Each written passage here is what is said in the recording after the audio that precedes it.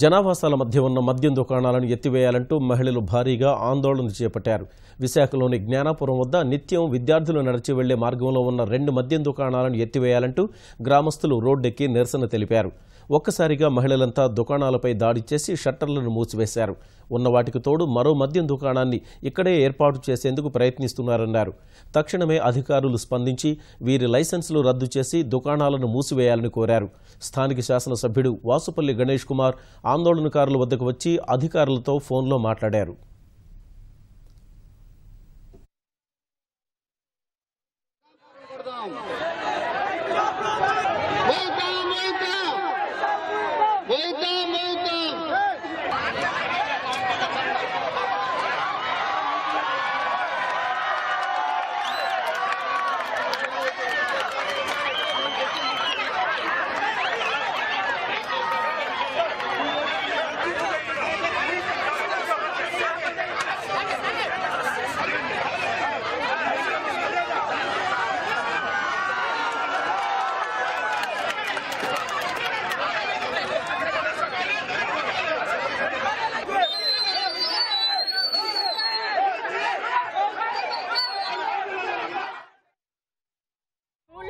కాలేజీలు ఉన్నాయి, రానందుకు కూడా భయపడుతున్నారు, పిల్లలు కూడా భయపడుతున్నారు. ఎందుకంటే ఈ మద్యం షాపులు పూర్తిగా మూసివేయాలనే సందర్భంగా ఇక్కడ మేము ధర్నా చేస్తున్నాం.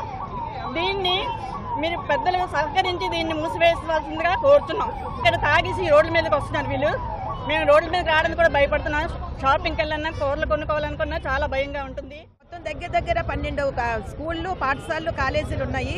ఈ పిల్లలు, ఆడపిల్లలు వెళ్తుంటే రోడ్ల మీద వెళ్ళి వస్తున్నప్పుడు ఆకతాయిలుగా తయారయ్యి పిల్లల్ని ఏడిపించడం అయితేనేమి, అలాగే తాగి రోడ్ల మీద చాలా చాలా అసహ్యకరంగా రోడ్ల మీద పడి చూడడానికి భయంకరంగా అసహించుకునేటట్టు ఉంటున్నారు. కలెక్టర్ గారితో మాట్లాడి కొత్త షాప్స్ని ఇక్కడ ఎలొకేట్ చేయొద్దని చెప్పేసి లెటర్ కూడా పిడప్ చేస్తాను. తర్వాత ఏవైతే ఈ 2 షాప్స్ కూడా వాటి లైసెన్స్ అయిపోయిన తర్వాత అది క్లోజ్ చేయించే బాధ్యత కూడా తీసుకుంటాను. నేను స్టాప్ చేస్తాం. పాలసీస్ని అడ్డు పెట్టుకొని కొంతమంది ప్రవర్తన చేస్తున్నారు. గవర్నమెంట్ మాత్రం వెరీ సీరియస్. మద్యం మీద మనకి ప్రభుత్వం నడవాల్సిన నెసెసిటీ లేదు అని చెప్తే మాకు ఎప్పుడు కూడా ఆదేశాలు ఇస్తారన్నమాట. సో అటువంటిదే వీళ్ళు ఏమాత్రం ట్రెస్పాస్ చేస్తే మాత్రం యాక్షన్ తీసుకోవాల్సిన బాధ్యత కూడా ఉందని చెప్పేసి కమిషనర్ లెవెల్లో చెప్పడం జరిగింది చంద్రబాబు నాయుడు గారు.